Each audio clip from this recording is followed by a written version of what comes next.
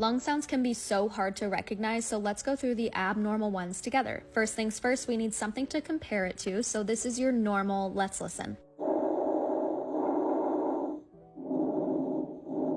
There are two types of crackles, fine and coarse. These are intermittent and brief sounds. Fine sounds like when you move your fingers through your hair, and coarse is like opening Velcro. This happens when inhaled air meets deflated alveoli or secretions. Let's listen.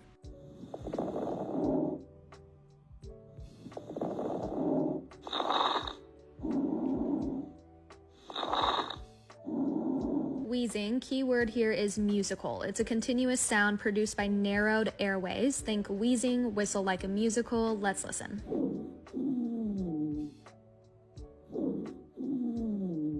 Now, stridor has a similar sound to wheezing and is continuous, but usually occurs due to a blockage of airflow in the trachea, like an obstruction. Let's listen.